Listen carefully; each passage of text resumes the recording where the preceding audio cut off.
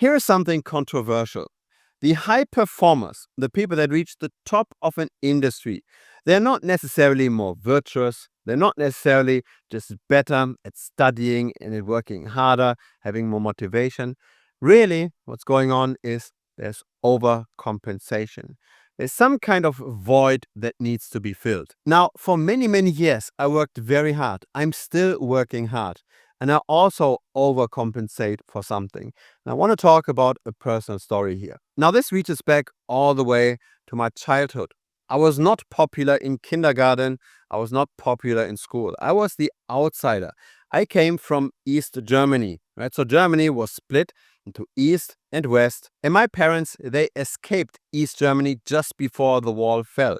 I grew up in West Germany, but I was talking slightly differently. I had different ways of communicating with others. I was always a bit different than others.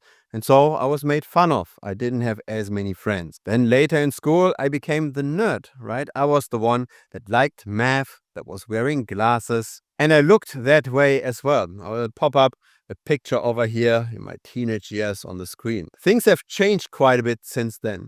But of course, especially when you're young, this does have an impression. You're wondering, will my life always be like this? Will things actually improve? And so, of course, my self-confidence was not up there. And so I tried to find some kind of coping mechanism. Is there maybe something that I can be proud of? If I'm already not the most popular person in school, is there maybe something that goes in my favor? And that's then when I started to study hard. That's then when I tried to get good grades. And in the end, I graduated among the top 3 in my class. And there were roughly a bit over 100 people in my class. I was not the best, but I was definitely way above average. I used academic performance as a coping mechanism so that I've got something to be proud of. I then went to private university, which is not common in Germany at all. Actually, the best private university according to several rankings called WHU or WHU. And I even took out a loan in order to get to that university. So in Germany, usually studying is almost for free, but those private universities at the time were already quite expensive. They even became more expensive now. I was truly a late bloomer. I had my first girlfriend when I was 19. That then also broke up after a few months. And so then I had to change something again, right? I was not happy at all with my life. A dramatic change had to be made. I had to get into a different world. And then came the opportunity to have an internship in Hong Kong. Now, I've never left Germany by myself, and I've never left Europe even with my parents. And so going alone to Hong Kong by myself, that was quite a step. I worked for an internet startup, a startup that had been funded by the Somwa brothers or Zamba Brüder. At the time, they were very well known for copying successful US companies. And so that was then the very first time in life where I really enjoyed myself. I went out a lot. You're then the exotic guy in Asia. You're enjoying single life. And after 3 months, it went back to Germany. At the time, I spent much more money than I ever did before, roughly 5,000 US dollars per month. And that was roughly 20 years ago. I had a much better life. I emotionally felt a much better life, but I also saw how that much better life was directly tied to money. I had to make more money in order to live in my dream city again. My dream life was basically behind a paywall. I had to find ways to make more money. That was my major target then. And so again, motivation for achievement, the desire to work hard was directly tied to something emotional. It was directly tied to compensating for something. And so back in Germany, I tried to make money with options trading, which I failed at. I lost money. I looked further, I tried to find ways, and then I found online poker. I'm not talking about my online poker stint too often over here, but I worked roughly 3 to 4 years full-time with online poker. I played online poker roughly 80 hours per week. I started off with $50 that I didn't even have to pay in. That was given for free on a platform called pokerstrategy.com. And I worked this up. I worked this up to several $100s, to several $1,000s, and in the end, several hundreds of thousands of dollars. I worked on this during studies, and even after studies, I did not take a job. Instead, I was flying between Gibraltar and Hong Kong, and I actually lived my dream life for quite a while. That was until the 15th of April, 2011. That was the Black Friday. That was when many of the online poker platforms suddenly got shut down. I mainly played on PokerStars, but both PokerStars and Full Tilt Poker got completely shut down. You went to their domains and then came an FBI blocking page. That page was taken down. Parts of my money was frozen at the time. Then PokerStars bought Full Tilt Poker. The platforms merged. There was also an agreement with the US government, but US players were excluded from the market at that point. And this is where poker games got much less profitable.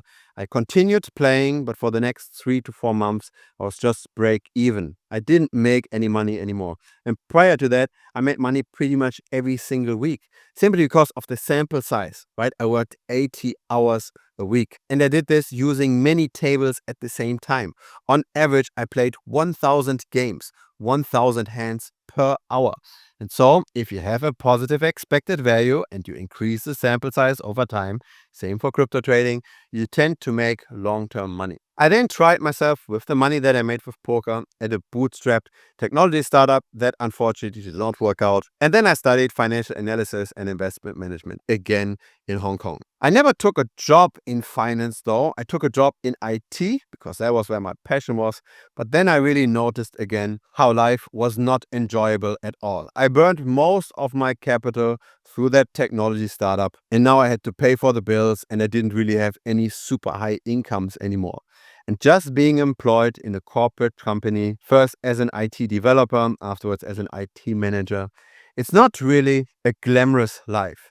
You're still stuck in traffic. You're still under neon lights in a cubicle. Yes, you might be earning more than a taxi driver, but you cannot afford to use the taxi all the time. You're still using public transport. And so it is those odd emotional things that might give us motivation. At least it's for me like this.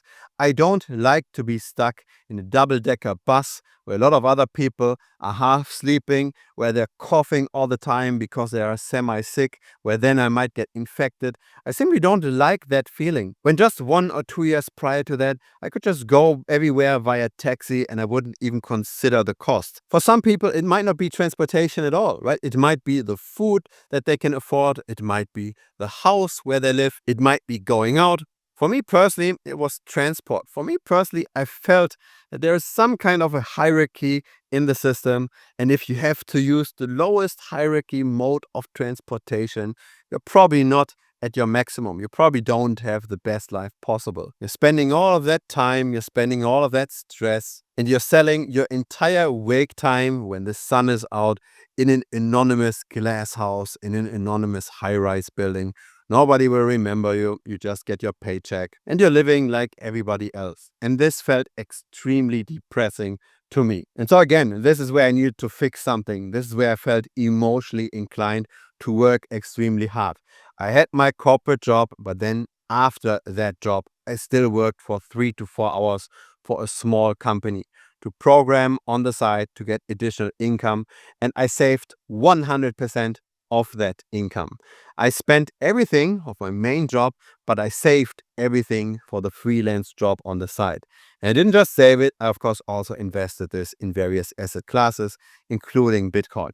And that then helped make the major jump. That then gave me the courage to start the YouTube channel that then replaced the regular cash flow that I got from the corporate job. If you have experienced a better life in the past and you have to downgrade, there's just a lot of emotional pain. In your mind, you simply have another standard now. You simply don't think that the regular life is enough anymore. And that's, I think, one of the main reasons why many kids from wealthy families will continue to have successful careers. Yes, they get some support in terms of education, they get some support in terms of networking by their parents potentially, but really, in the end, everybody has to work and build a life themselves. And most kids from wealthy families simply know how life can be better, and they might feel just too depressed living a regular life, and they might simply work harder than the regular person. If all you know is just the standard life, then you don't know how much better things can be. that you don't necessarily have to always set your alarm clock, that you don't necessarily always need to get approval by your boss in order to take a vacation, that you don't necessarily have to sell your entire waking hours when the sun is out. Instead of playing with your kids, you're just rotting away in the cubicle. Those kind of things don't have to be. And if you've been on the other side of suffering and you go back again and you're falling down, that kind of step down is extremely painful. And that's probably what creates a lot of motivation. It also explains why many immigrants in the US are among the top performers. They have seen a very bad life, and they see other immigrant friends that have been able to rise up the ranks, and so they try the same. And so really, I think motivation boils down to just being the flip, the other side of the coin of suffering, or of anticipated suffering. The avoidance of suffering is really what brings us most motivation. If we are currently in a state where we are directly suffering, we have motivation to get out of it. If we anticipate, if we just stay where we are and we might suffer in the future, that can also be enough motivation. But there needs to be something. There needs to be a strong emotional reason to push forward. And so really, if you're currently lacking motivation, you might just have to make this very vivid. You just stay on the current path. Where will you be in 5 or 10 years? And if you look at other people that have been successful, that have been working hard, what were their daily habits? What did they do all the time? Is it worth emulating that? Is their life good enough? Is the lemon worth the squeeze? If you've experienced both, you know that the answer is yes. If you've never experienced how good life can be, then at least try to run away from the very bad life, right? From the poor and lonely and fat life. You want to be fit, you want to be rich, you want to support others so that they like you as well. If you got some value out of this video, feel free to give it a like. Feel free to also check out the other mindset and strategy videos. Just click on the icon here on this channel, go to content. There's a playlist with more videos like this. Thanks for watching. See you next time on YouTube. Cheers.